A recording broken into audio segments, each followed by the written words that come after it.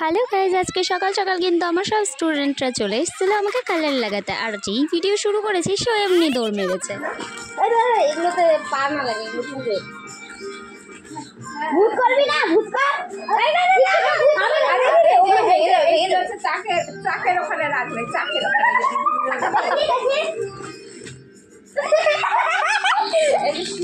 শিখা বানা যায়। দাঁড়া চান করে নিচে কি অবস্থা। ভূত করবি, আমিও তাহলে ভূত করবো। হালকা করে ভূত করবি। হ্যাপি হোলি। এই না হলে হোলি। দাঁড়া কপালে টিপ দিয়ে দিই, ভালো লাগবে দেখতে।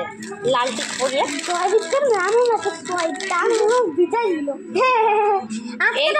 এবার দেখ একে কত সুন্দর লাগছে। হ্যাঁ দেখ মা কালী বলে আমি ভূত হয়ে গেছে। এই চল সবাই সেলফি তুলে।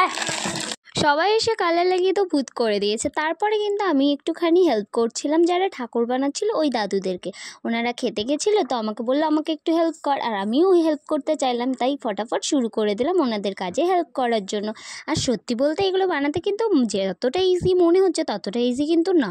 এই দেখো কতটা পারফেক্ট হচ্ছে, একটুখানি কিন্তু এদিক ওদিকও হচ্ছিলো। তো যাই হোক, অনেকটা কষ্ট করেই করছিলাম। আর এই দেখো কি অবস্থা করেছে, পুরো মুখটা মনে হচ্ছে রাবণের মুখ। আর এদিকে দেখো কতগুলো বানিয়েছে কালকে থেকে, আমি তো শুধু অল্প একটু করেছি। তারপরে কিন্তু আমাদের শুরু হয়ে গেছিলো আবার হোলি খেলা। আর এদিকে কিছু বাচ্চা কাচ্চা এসে ঋদ্ধিকে কালার লাগিয়ে দিয়েছে। আর ঋদ্ধির যেহেতু একটু চোখটা ফুলে গেছিলো অ্যালার্জির জন্য, তাই মা একটু বকে দিচ্ছিলো যে সবাই এখান থেকে যা, ওকে আর কালার লাগাস না। আর ঋদ্ধি এতটা পরিমাণে বোকা কি আর বলবো, ঋদ্ধি শুধু বাড়ির লোকদের ভেজাচ্ছে। প্রথমত আমার মাকে ভেজালো, তারপরে ভাস্কর, তনু এদেরকে ভেজালো, আবার আমাকেও ভিজিয়েছিল। কাউকে তো দিতে পারে না, শুধু আমাদেরকে দিয়েই ভূত করছিল। আর এদিকে তারপরে আমাদের কিন্তু ঠাকুরের প্রতিমা তৈরি হচ্ছিল। আর দেখো কতটা সুন্দর করে হচ্ছে। এদিকে হাত কিন্তু কমপ্লিট হয়ে গেছে, এখন সবার মুখগুলোও লাগিয়ে দিয়েছে। পুরো মনে হচ্ছে আসল। আর এত ভালো লাগে না, বাড়িতে যখন ঠাকুর বানানো হয় তখন মনে হয় সারাদিন ওই ঠাকুরের সামনেই বসে থাকি। তো যাই হোক, সারাদিন তো খুব রং খেললাম। তারপরে কিন্তু আমাদের এদিকে রং খেলা হওয়ার পরে মাও কিন্তু একটুখানি রং খেলছিল। আর এদিকে কিন্তু সবাই আমাকে রং দেওয়ার জন্য এদিক ওদিক দৌড়াদৌড়ি করছিল, আর আমি লুকিয়ে এদের ভিডিও করছিলাম। আমাকে তো দেখা মাত্র তনু বলে কি পিসিমণিকে রং দেবো। পুরো ঘর জুড়ে দৌড়ে বেরিয়েছিলাম এই কালারের জন্য।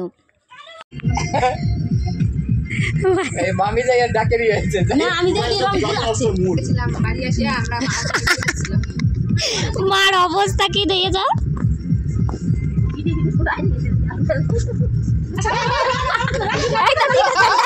ঠিক আছে এবার ঠিক আছে